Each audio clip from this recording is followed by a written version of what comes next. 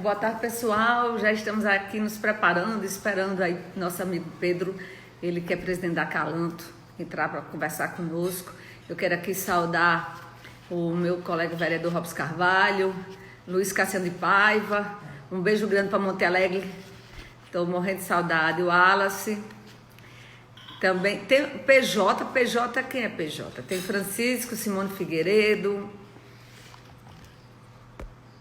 Tá chegando aí. Vamos aqui chamar Valquíria. Ana Paula Flor, gatona que amo. Gerson. Acalanto Natal. Carrilho. Cadê o Pedro? Eu vi lá, Paulinha. Oi, Pedro, boa Olá, tarde. Alegria enorme conversar com você hoje. Eu gostaria imensamente de te agradecer por ter aceito o nosso convite. E vamos começar a nossa live. Eu gostaria que começasse você se apresentando, Pedro, para todo mundo te conhecer a Calanto. boa tarde, né? Boa tarde, vereadora Nina, boa tarde a todos. É uma alegria muito grande para a gente poder estar aqui hoje, né? Um convite irrecusável, né? Uma parceiraça nossa nos últimos tempos, né? Então não tinha como pensar outra coisa não ser estar aqui, né? Meu nome é Pedro Bruno, hoje eu sou presidente da Acalanto Natal. Né? O Acalanto Natal é um grupo de apoio à adoção, né? Uma organização da sociedade civil, e a gente se enquadra como grupo de apoio à adoção. Apesar de a gente falar grupo de apoio à adoção, é sempre interessante a gente falar que a gente não trabalha só com a adoção de forma restrita, porque quando a gente fala de adoção, a gente está falando de várias coisas envolvidas nesse processo.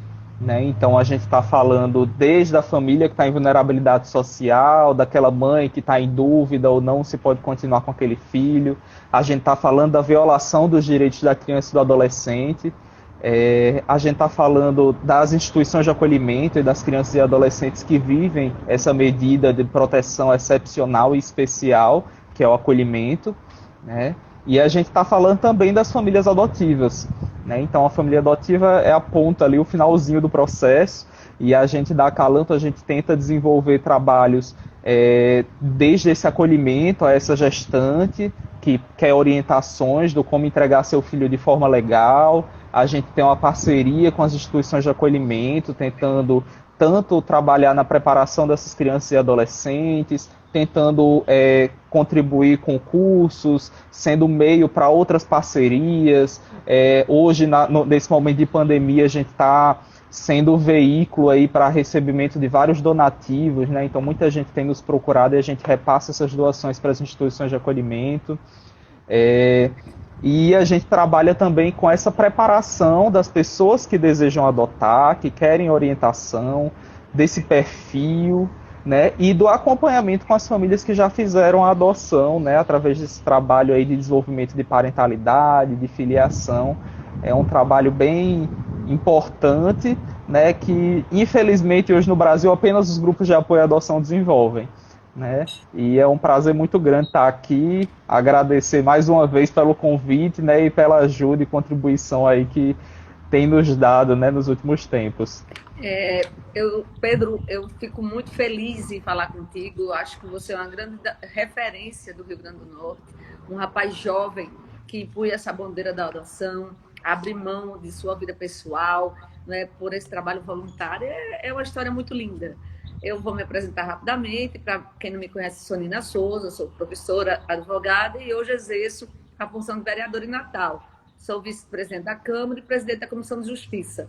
Né? Também tenho um trabalho voltado em defesa da mulher, voltado em defesa dos servidores e, claro, por incentivo à adoção, por entender que a adoção é um laço enorme de amor. Né? E, Pedro, início da nossa live, a gente tem dados aqui que existem 31 mil pessoas cadastradas nos cadastros para adoção. Né? E cerca de 5 mil crianças, né, para serem adotadas, e essa conta ela não fecha, Pedro. O que é que acontece? Nos explica, por favor. Isso, um dos fatores importantíssimos. Existem dois processos acontecendo concomitantes, né?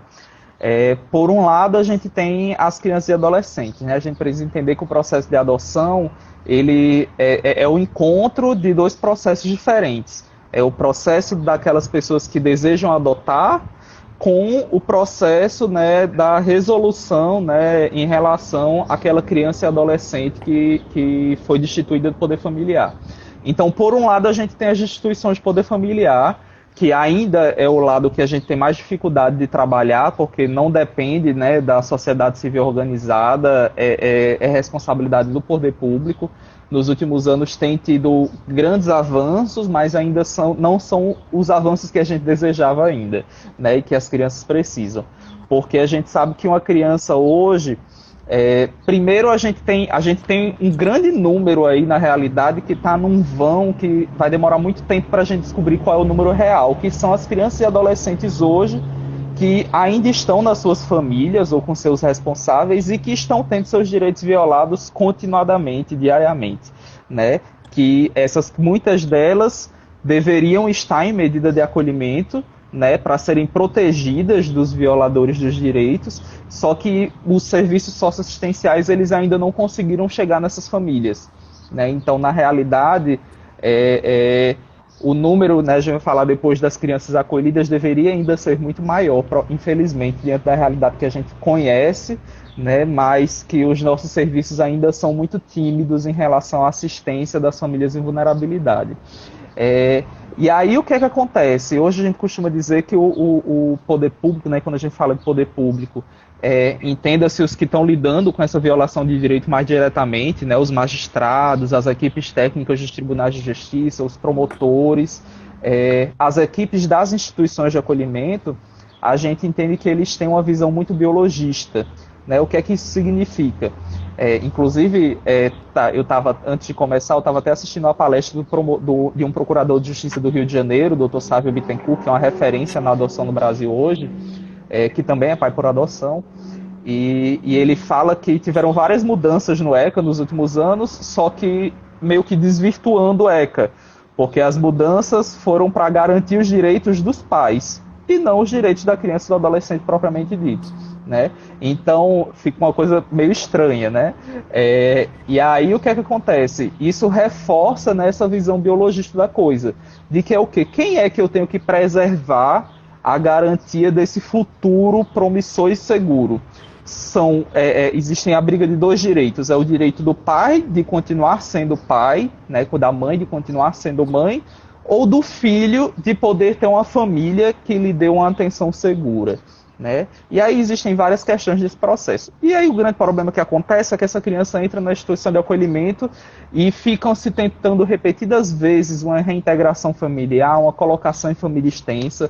A gente já viu casos de enviar crianças daqui para Brasília, para Manaus, para São Paulo, muitas vezes para tentar uma vinculação com parentes que eles nunca viram na vida, como a justificativa de que está seguindo a lei porque a prioridade é da família biológica, né? Só que família biológica é essa que nunca nem sequer viu essa pessoa? Será que esse processo vai dar certo? E a gente sabe que existe um número gigantesco de fracassos na reintegração familiar e na colocação em famílias extensas, né? E aí o que acontece é que a criança entra na instituição de acolhimento, vai ser acolhida 1, 2, 3 vezes e vai demorar muito até que ela seja destituída do poder familiar. Então a gente tem, por exemplo, crianças hoje, adolescentes, na verdade, hoje que estão há 8, 10 anos no acolhimento. Só que elas foram destituídas do poder familiar já com 8, 10, 13 anos de idade. E aí é quando choca com o outro lado, né, da justificativa para essa pergunta, que são os pretendentes, né? Hoje é uma realidade que melhorou muito, né? Mas via de regra as pessoas que desejam adotar inicialmente começam esse desejo desejando adotar bebês, né? A gente sabe de pessoas com perfil aí de até 3, 4 meses de idade, né, de vida para esse bebê. E aí acaba que é muito difícil a gente ter uma criança dessa disponível para adoção. Via de regra elas só chegam para adoção através da entrega legal, que é uma coisa que está se iniciando ainda, foi uma mudança muito recente na lei, e tanto os operadores do direito quanto os próprios serviços socioassistenciais e de saúde estão ainda se capacitando para entender como é que deve funcionar esse serviço. Então a gente tem as crianças e adolescentes que se tornam disponíveis para adoção já mais velhas, e por outro lado a gente tem os pretendentes que só desejam crianças mais novas, e aí essa conta não fecha. E aí, nesse lado dos pretendentes, os grupos de apoio eles têm tido um papel importantíssimo, né, no processo de educação, de compreensão, de que filho é esse que se deseja. Né? Então, quando a gente iniciou o Acalanto, há 23 anos atrás, a maior parte das pessoas desejavam bebês recém-nascidos de até 6 meses. Né? Hoje, aqui em Natal, a gente pode dizer que a maioria já deseja crianças de até 5, 6 anos de idade. A gente conhece casais, acompanha casais que estão disponíveis a crianças até 10, 12 anos de idade. Então, essa é uma mudança que é gradativa, leva tempo, e que a gente percebe que é muito diferente. Por exemplo, se a gente sair daqui de Natal e for para cidades como Parnamirim, Macaíba, onde não tem grupo de apoio à adoção, no caso de Macaíba ou Parnamirim, que o grupo foi fundado só agora há pouco tempo, onde essa mudança de mentalidade ainda vai acontecer, né? Então, lá o perfil dos pretendentes ainda é bem restrito, né? É um trabalho que leva bastante tempo. Me diga uma coisa, 34 mil crianças aí aptas a serem adotadas e tem 5 mil no cadastro de adoção. Mas por quê? Eu não consigo entender. Pois tem muito do que eu falei agora há pouco, né? Essas crianças, elas ficam no sistema... nos abrigos, né? Nas casas de acolhimento. Né? Isso. Por que isso aí? E existe um prazo hoje, né? Esse prazo legal é de 18 meses para que essas crianças e adolescentes elas fiquem acolhidas. A gente sabe que esse prazo ainda não é obedecido na maioria dos casos, né? E isso acontece justamente por essa visão biologista dos operadores do direito. Né? Às vezes é aquela mãe que ele diz assim, não, ela ainda tem vínculo com a criança, a gente não vai entrar com pedido de instituição porque ela se esforça para ir visitar o filho mês sim, mês não.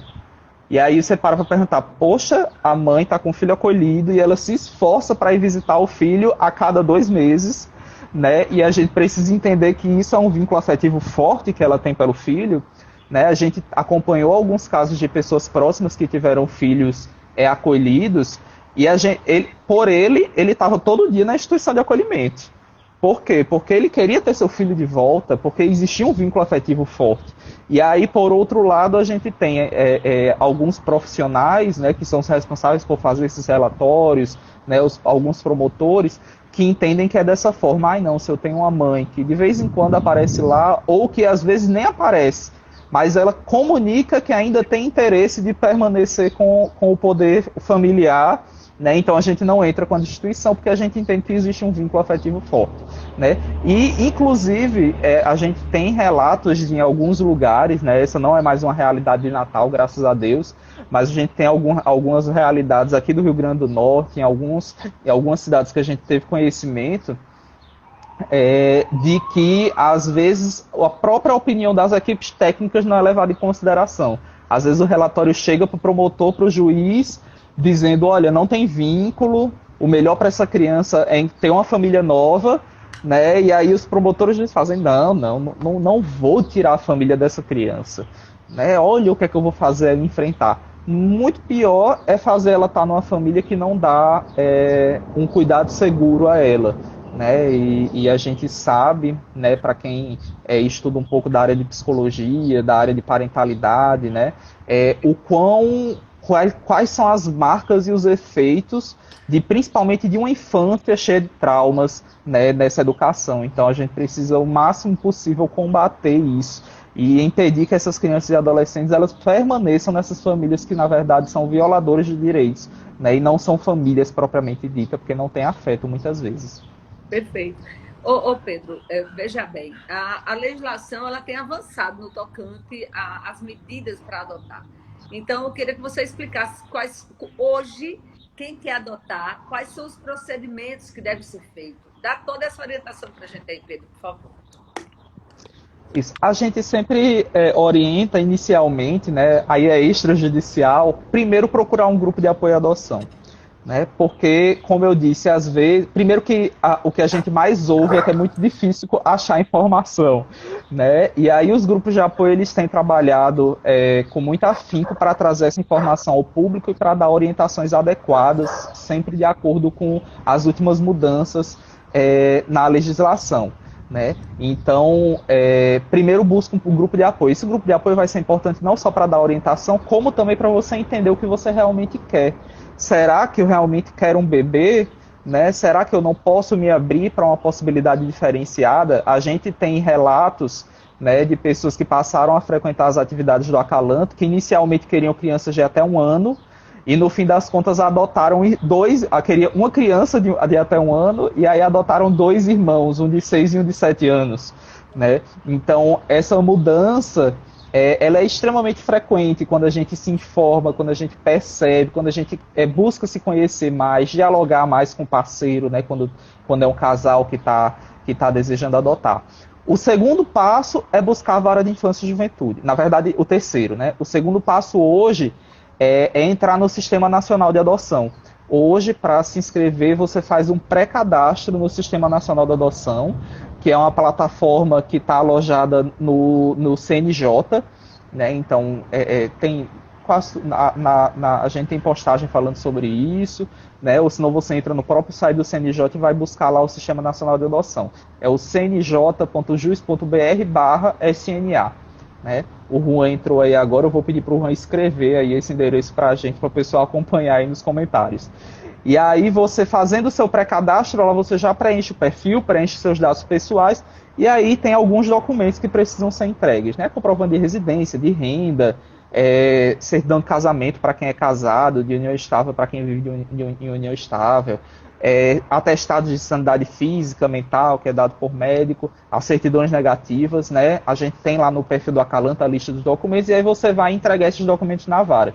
Inclusive, nesse período de pandemia, a vara de infância e juventude, eu sei que aqui de Natal, de Parnamirim também, eles estão recebendo esses documentos por e-mail, né, para não precisar esperar passar a pandemia para você poder dar entrada. Então, quem quiser dar entrada, basta mandar esses documentos por e-mail, né? Tem o e-mail da vara lá no site do TJ, e vocês podem enviar, qualquer coisa fala com a gente no direct que a gente manda os e-mails. E aí vai se iniciar o processo que a gente chama de habilitação. Né? Essa habilitação ela consiste em um estudo psicossocial feito pela equipe do Tribunal de Justiça e um curso de pretendentes à adoção também feito pelo Tribunal de Justiça. A gente sempre convida também que as pessoas continuem participando das atividades dos grupos de apoio nesse processo. Né? A gente diz que vai iniciar um período de espera, mas que essa espera precisa ser transformada em preparação. E a preparação consiste em a gente buscar mais informações e entender melhor como é que funciona todo esse processo. Né? E aí, passado essas 3 etapas, você vai ser deferido, você vai ser habilitado, né? Vai ser, o seu cadastro lá no SNA vai ser liberado. Você pode, inclusive, acompanhar o seu andamento, né? Hoje, os pretendentes eles já têm acesso ao sistema para ver como é que está tendo o andamento do seu processo, e aí vai ter essa espera, que essa espera para a chegada da criança depende muito desse perfil. A gente tem casos de esperas que não demoraram nem 1 ano, né, como também a gente tem casos de famílias que estão há 5 anos esperando a chegada dessa criança. Essa espera ela está muito relacionada com esse perfil. Se eu tenho um perfil mais restrito, eu vou esperar mais. Se eu tenho um perfil mais amplo, provavelmente eu vou esperar menos. Só que esse perfil é muito importante, ele está de acordo com as nossas disponibilidades afetivas. As pessoas levam muito em consideração a questão financeira, as logísticas, né? Mas a afetividade é o mais importante. Às vezes, eu estou disponível afetivamente a receber uma criança de até 2 anos, mas eu não consigo me abrir para uma criança de 5. Então, não adianta eu ampliar o meu perfil para querer que essa criança chegue mais rápido, se eu não vou ter disponibilidade afetiva para amar essa criança. Então, o papel aí desse acompanhamento com os grupos de apoio, dos psicólogos, é extremamente importante nesse processo. E aqui tem a Coronel Tereza que está acompanhando, o jornalista Igor Costa também, e o Vênus, os 3 botaram a mesma indagação, a afirmação que a burocracia, né, exacerbada atrapalha o processo de adoção. Então, Pedro, em quanto tempo, em média, uma família consegue adotar uma criança ou adolescente aqui no Rio Grande do Norte? Então, como eu disse, varia muito, né? Se a gente está falando de um perfil mais amplo, em no máximo 2 anos esse processo de adoção ele está concluído, no máximo, né? Quando eu digo de processo de adoção, a gente entenda que é a habilitação, né? Que pode levar até 4 meses. Aqui em Natal normalmente leva 3, né? Então pode levar até 4 meses. A espera para a chegada dessa criança, que se for um perfil mais amplo vai ser menos de 1 ano, né? E o processo de adoção em si, né, que consiste em adaptação e o estágio de convivência, que normalmente leva em torno de 4, 5 meses. Normalmente vai ser esse período de 2 anos para o processo completo.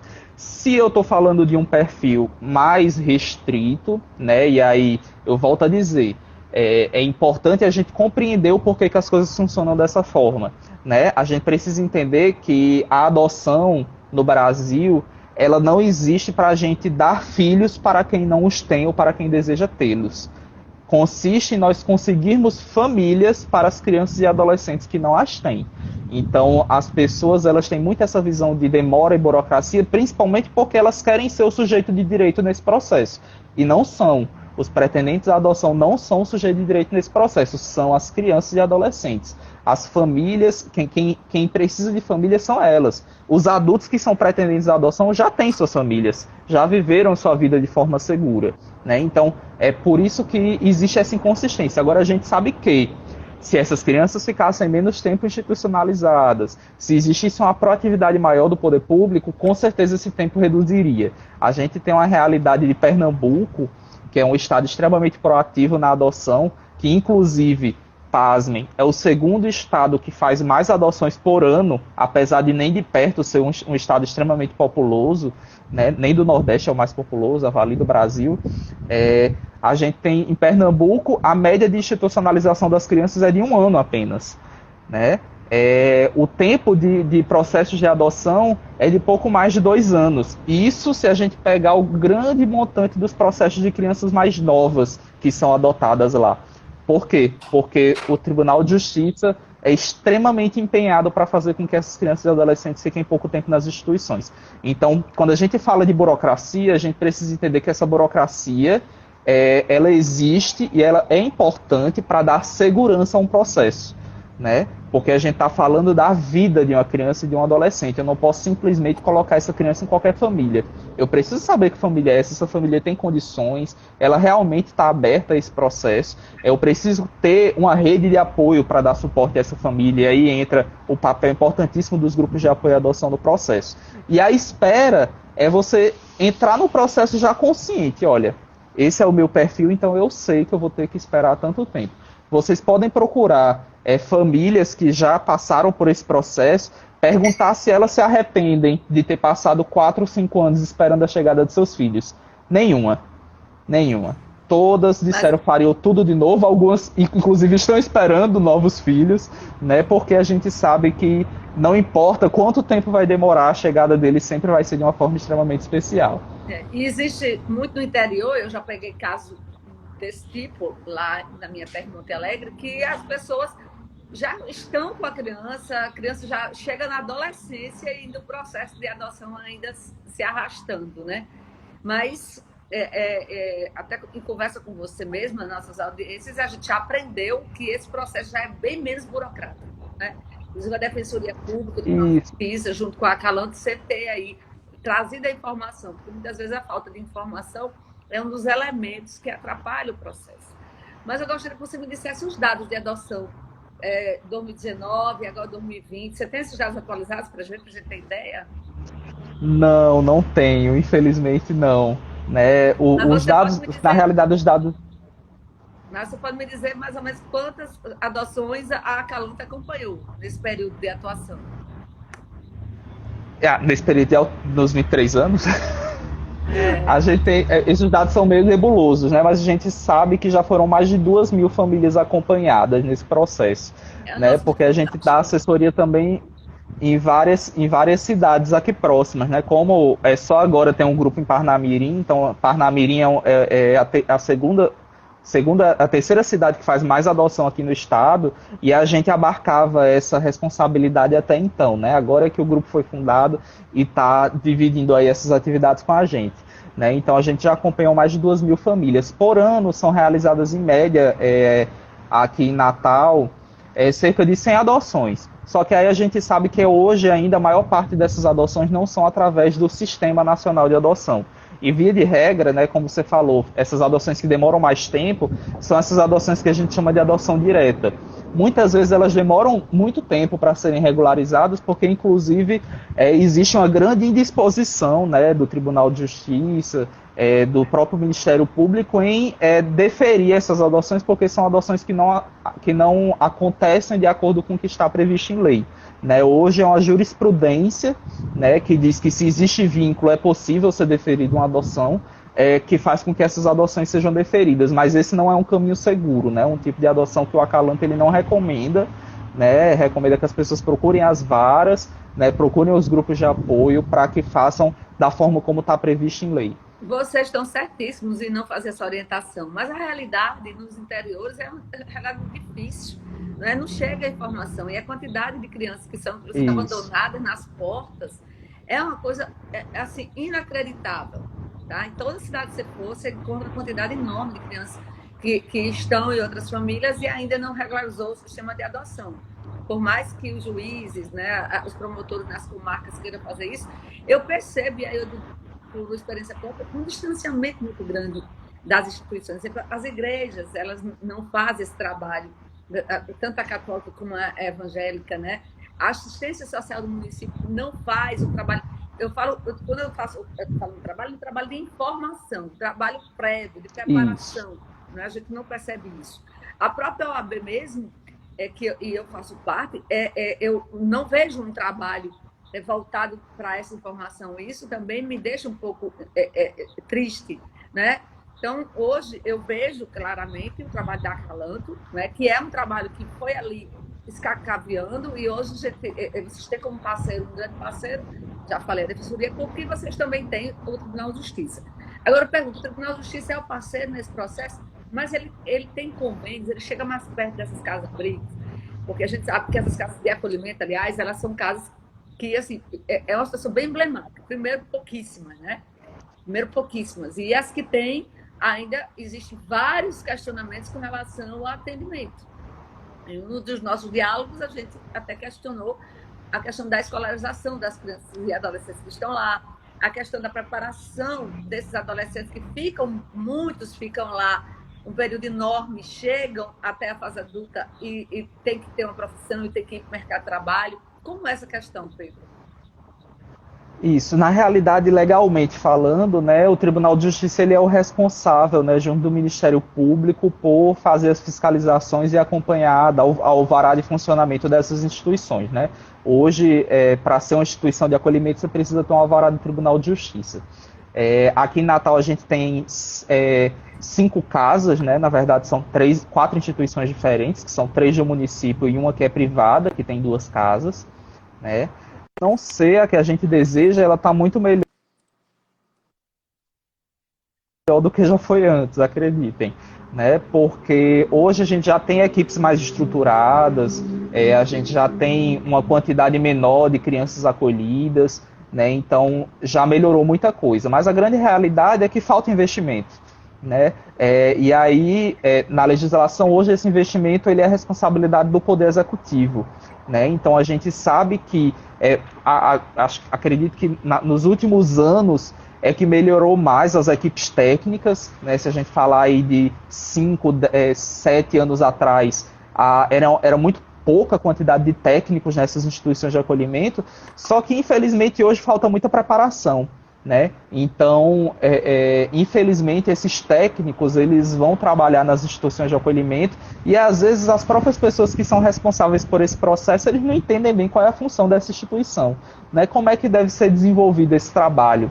Né? Hoje, a gente não tem nenhum programa de nenhum órgão, né, responsável por essa formação dessas equipes, né? Então a gente tem relatos de profissionais técnicos, de cuidadores de crianças e adolescentes que disseram, olha, a gente aprendeu o nosso trabalho trabalhando. A gente chegou aqui, agora que eu estou começando a entender qual é a minha função aqui. Então, assim, infelizmente quem sai perdendo são as crianças e adolescentes, né? A gente tem uma triste realidade, que são principalmente dos adolescentes, que muitas vezes já vieram, às vezes eles já passaram pela instituição das crianças mais velhas, estão ali desde pequenininho, né, indo pulando de instituição em instituição, até que eles se tornam adolescentes, com uma defasagem escolar gigantesca, né, com muitos deles acabam não indo para a escola, né, e é muito importante até a gente pode até abordar esse assunto um pouquinho depois, repensar esse sistema de acolhimento, né, porque a gente tem uma instituição de acolhimento, a gente tem uma instituição com às vezes 10, 20 crianças, que vai ser trabalhada ali com profissionais que estão se revezando em turnos, e a gente sabe que a criança e o adolescente, eles precisam de vinculação afetiva, eles precisam de laços sólidos, né? E muitas vezes o que acontece é que eu começo a me vincular afetivamente com aquele profissional muda de setor, vai para outra instituição, né? Então a gente tem isso ainda acontece muito, né? E é um trabalho muito difícil, porque esses profissionais eles também se vinculam afetivamente, mas eles têm limitações na sua atuação. É diferente dessa criança estar em família.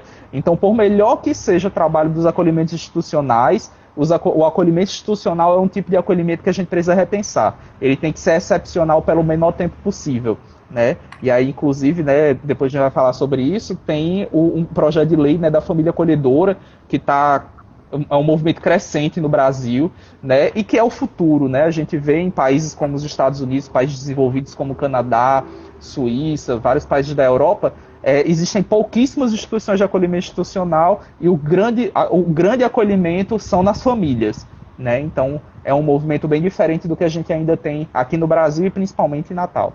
Então, vamos até conversar. Esse é um projeto de minha autoria, que foi, na realidade, elaborado por vocês. Eu apenas usei o mandato como prerrogativa legal de assinar um projeto que foi construído por vocês que realmente entendem, vivenciam, têm experiência. E aí, já me comprometendo que nós tivemos agora 25 de maio, nessa comemoração de incentivo à adoção, já me comprometendo, na próxima semana eu vou entrar em contato com o presidente da Câmara para que a gente coloque esse projeto em urgência, para darmos esse presente a Natal.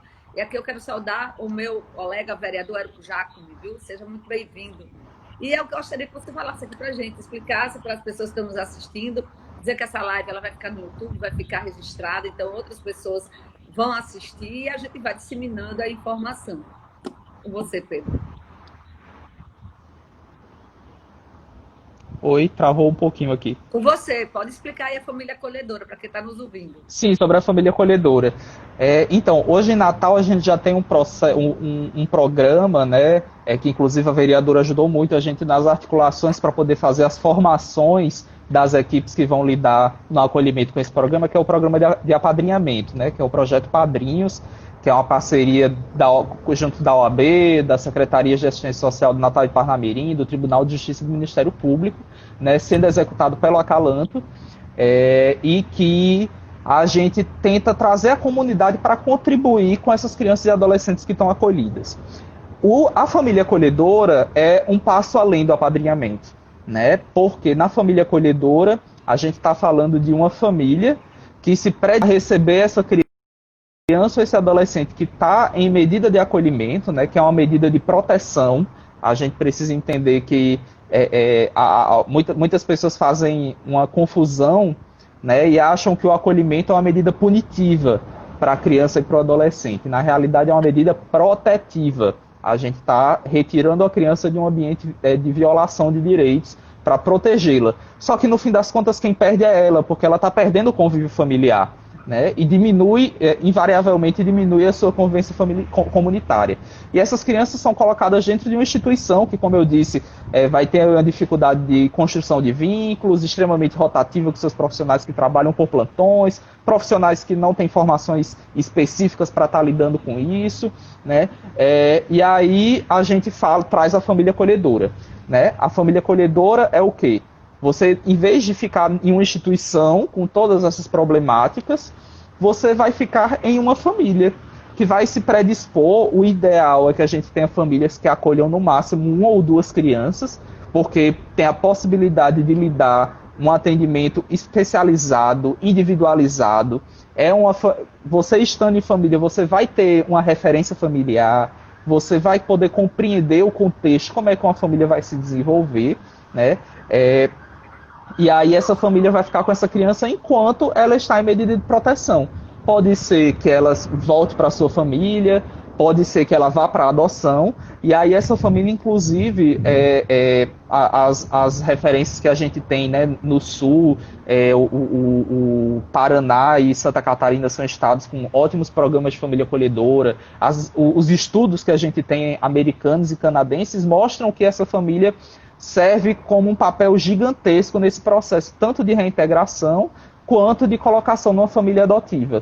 Né? Então, é porque existe também um receio, né, Pedro? Porque você vê, a criança e o adolescente ficam nessa família acolhedora, então ela vai saber os princípios de uma família, conviver.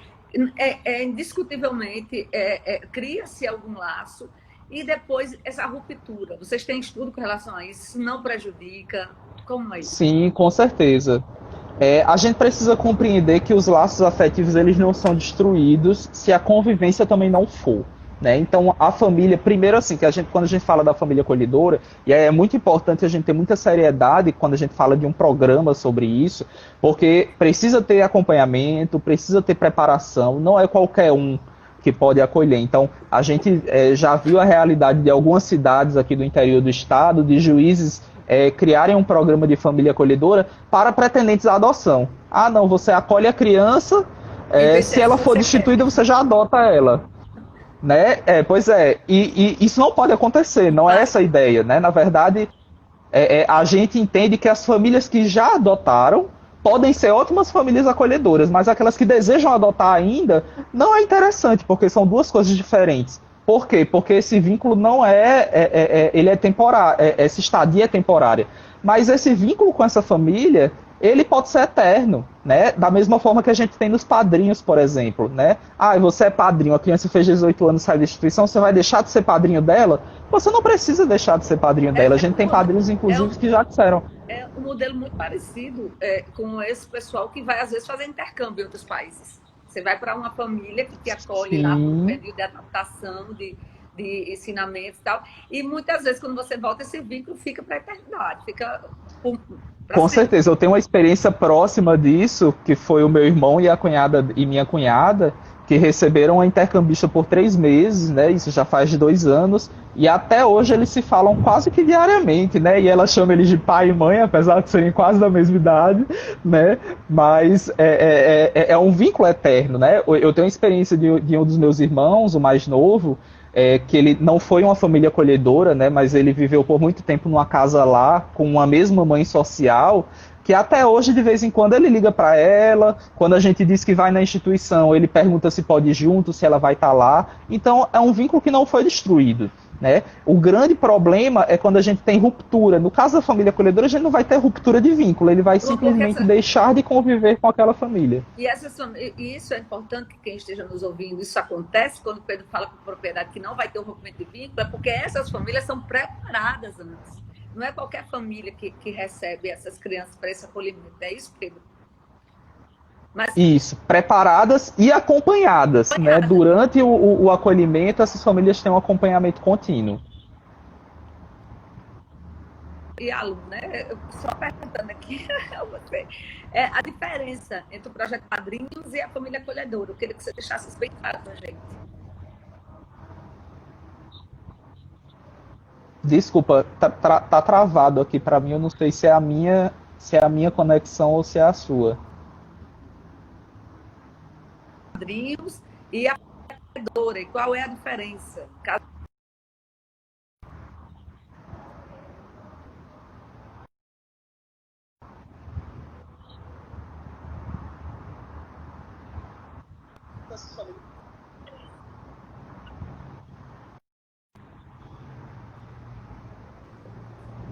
Interrompeu aqui um pouquinho nossa live.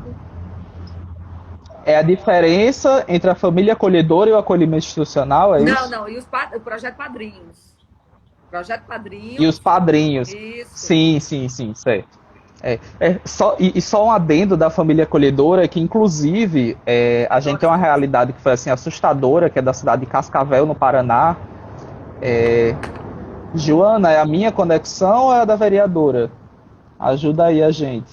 Joana é a presidente do Grupo Afeto, lá de Mossoró, né, um parceiraço nosso. Abraço aí, Joana, para você, Os para toda a dois. Mossoró. Ave Maria.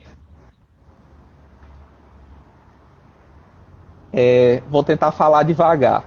Né? Então, na cidade de Cascavel do Paraná, a gente teve um juiz que ele tirou mais de 200 crianças e adolescentes do acolhimento institucional e colocou em famílias acolhedoras.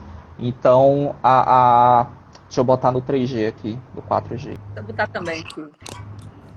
Tenho medo eu sou péssima nesse negócio, tenho medo de mexer aqui e dar errado. Deixa o seu normal.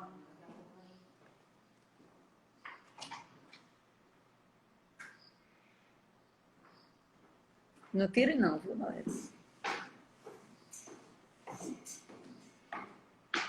Ai, ai. E aí? Olha, Pedro, já estou vendo você bem claro, hein? Diga aí se minha Melhorou. conexão tá normal. Opa, tô te Você ouvindo. está ouvindo? Não está me ouvindo? Não está? Estou te ouvindo. Ouvindo. E você está bem mais Estou te claro aqui. ouvindo. Estou vendo Tá que passou, vai ok. ser para o Botox, que está bem claro agora. Show Ó, de Pedro, bola. pronto, vamos lá, vamos embora. Então, a gente tem essa experiência da cidade de Cascavel, né, que é o doutor Luiz Sérgio Creus, que ele tirou mais de 200 crianças e adolescentes do acolhimento e colocou em famílias acolhedoras, né, apesar de profissionais proativos, né, que são vocacionados para aquilo, a gente sabe que independe de quem é o papel, ele se torna um articulador nessa função. E aí, inclusive, até o orçamento do executivo diminuiu, porque a família acolhedora é um programa muito mais rentável do que o acolhimento institucional. Né? Então, é uma coisa muito importante ser colocada. É a diferença do apadrinhamento para a família acolhedora. Né? A grande diferença é que o padrinho ele é uma pessoa de referência, mas em relação ao convívio e as responsabilidades. Né? A família acolhedora ela se torna responsável legal pela criança e pelo adolescente ou pelo adolescente durante o período do acolhimento, né? E o acolhido, né, a criança e o adolescente vão morar naquela casa, ela que vai ter que articular questões de escola, de terapias, tratamento médico, né? Enfim, óbvio que com apoio, né, da equipe técnica que acompanha o programa. Agora, no apadrinhamento, a gente tem essa pessoa de referência que ele pode até levar a criança periodicamente para dormir na sua casa, para uma viagem, um passeio, umas férias, mas ele não é esse responsável legal. Né? Na nossa realidade daqui, o responsável legal ele permanece sendo o coordenador da instituição de acolhimento. Então, o nível de responsabilidade e o objetivo é outro. Quando a gente fala de família acolhedora, a partir do momento que a criança ela é reintegrada ou vai para adoção, a família acolhedora cumpriu o seu papel. Como a gente falou, os vínculos permanecem. Né? Já no apadrinhamento, a ideia é que o padrinho ele permaneça padrinho por toda a vida daquela criança, daquele adolescente.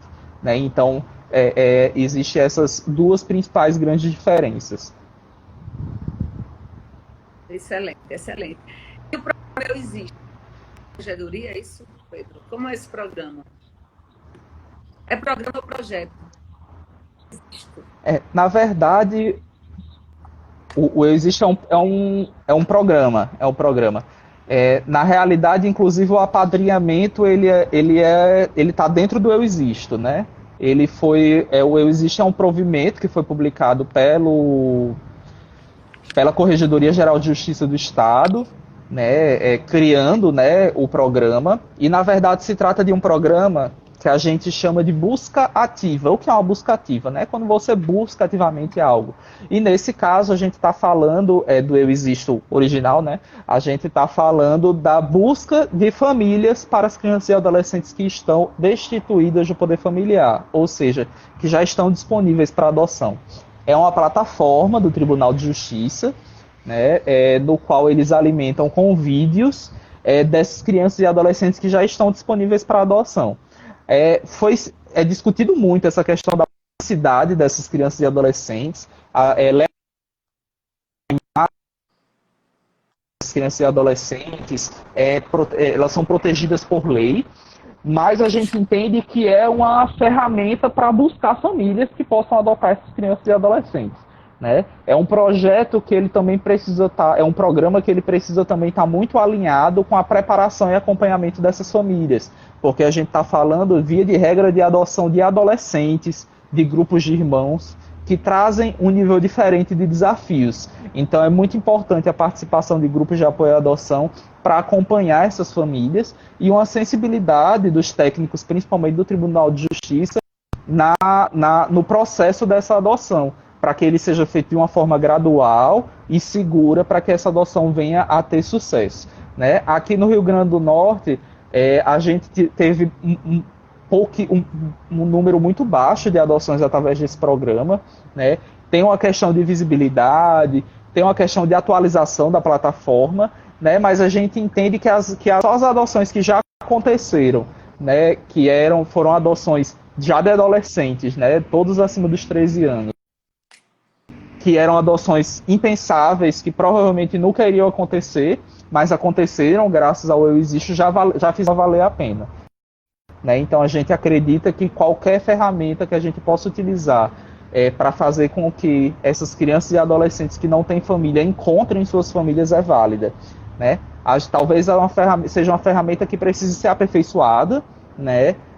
Precisa ter uma fluidez maior, com certeza, mas é extremamente válida e foi um avanço muito importante para a adoção aqui no estado. Perfeito. Eu sinto muita falta, assim, das igrejas envolvidas. Eu falo igrejas, elas têm esse trabalho social, elas são muito presentes na vida das famílias, das pessoas em geral. Eu acho que a gente tem que voltar e resgatar, Pedro, aquela ideia de uma capacitação em massa para os profissionais da saúde, educação e assistência social do Natal. Aquela ideia de a gente chegar até os agentes comunitários de saúde, eles que estão todos os dias nas casas, capacitar os professores, capacitar os diversos profissionais da assistência social, porque se essas pessoas estiverem capacitadas, elas vão poder orientar. Né? E essa orientação ela é imprescindível também. Então, a gente tem que resgatar isso, resgatar a nossa cartilha, a gente está precisando da cartilha para a gente massificar a informação, não é? E aí, já nos finalmente, eu queria que você fizesse as considerações, nos orientasse como agir, o trabalho da Acalanto, mais uma vez, reforçando essa ideia, e, claro, aberto para você colocar as suas considerações finais, querido. Né, nesses últimos minutinhos aí, muito importante a gente falar da... É muito importante a gente falar dessa temática, né? Então o Acalanto, né, quanto o grupo de apoio à adoção, quanto a organização da sociedade civil organizada, se coloca à disposição para qualquer órgão que esteja nos ouvindo, que queira levar uma palestra, uma formação, um treinamento. A gente pode sim articular isso para estar falando sobre essa temática. Né? A gente tem se articulado com a ajuda da vereadora Nina para tentar estar lutando por algumas políticas públicas, convênios que possibilitem, né, esse trabalho. A gente teve um edital aprovado para levar essa temática para as escolas, né? O Marcelo de Cristo, o nosso coordenador da educação, acabou de entrar aí, né? E para falar justamente sobre a atitude adotiva, é uma coisa que pode ser levado também para a Secretaria de Educação, né, para se trabalhar isso nas escolas. A gente tem a nível internacional um movimento importantíssimo, que é muito tímido ainda aqui no Nordeste, que é voltado para o cristianismo, né, que é o World Without Orphans e o Descend, né? Inclusive teve um em novembro do Descend lá em São Paulo, né, que trouxe muitas parcerias para a Associação Nacional dos Grupos de Apoio à Adoção, e com certeza é uma frente de trabalho que a gente deve encampar e levar à frente também aqui na nossa realidade de Natal, né? Até porque, independente de questão religiosa, né, a gente sabe que é uma questão social, né, essas crianças e adolescentes que estão sem famílias. Então a gente precisa sim ver o que cada setor contribui nesse processo, né? E as igrejas cristãs têm muito a contribuir nisso, com certeza, né? Podem dar uma ajuda gigantesca e a gente precisa sim ter essa frente.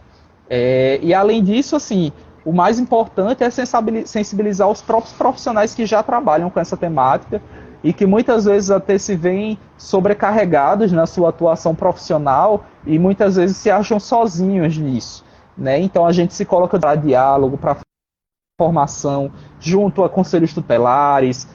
A gente já teve alguma parceria com alguns conselheiros pontuais, né? Mas isso é uma coisa extremamente importante, que os conselhos tutelares chegam próximos aos grupos de apoio à adoção, aos postos de saúde, os CRAs, os CREAs, né? Existe um trabalho importantíssimo aí que precisa ser feito, trazendo a palavra da adoção, do afeto, da importância.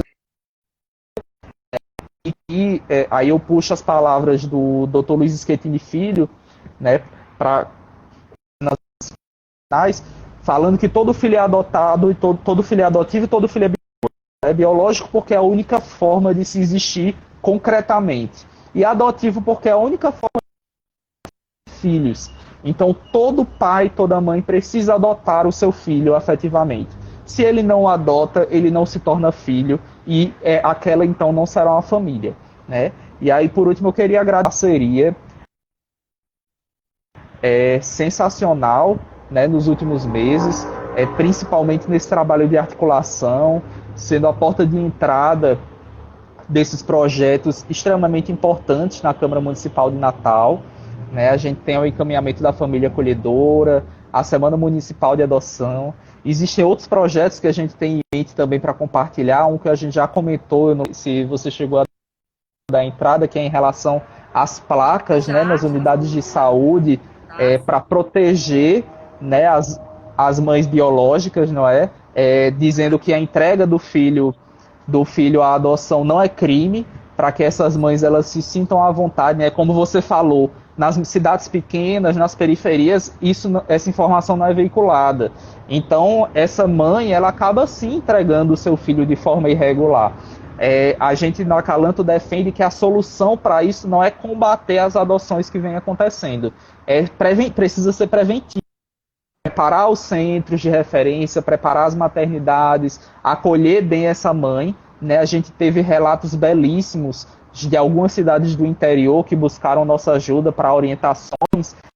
Essas mães se sentiram muito mais preparadas, né, para a entrega desse filho, porque isso foi feito de uma forma segura, com elas sendo ouvidas e tudo. Né? A gente tem relatos muito bonitos aqui de Natal, lá de Mossoró, com as parcerias do grupo de apoio, né? E essa informação ela é veiculada, né? Existem leis em tramitação no Senado Nacional, né? Deputados, né? Algumas para a realidade na prosseguimento a nível nacional, né? Como por exemplo a do nome afetivo, que é uma lei extremamente importante, né? Que trata do reconhecimento do nome dado por aquele filho adotivo ainda já no processo de estágio de convivência, né?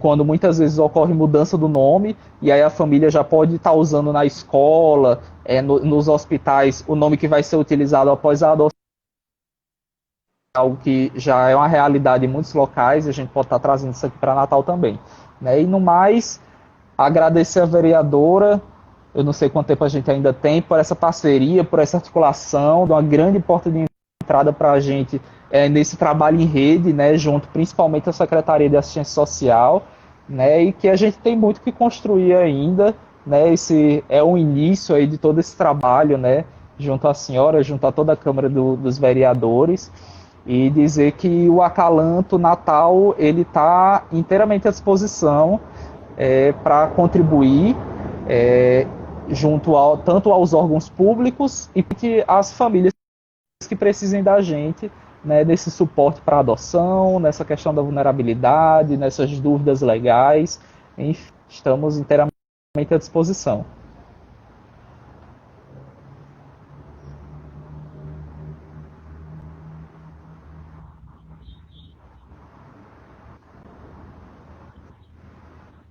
Todos encaminhou, eles foram protocolados, agora a gente vai fazer um trabalho aí para que eles sejam votados ainda esse ano, para a gente já deixar tudo organizado.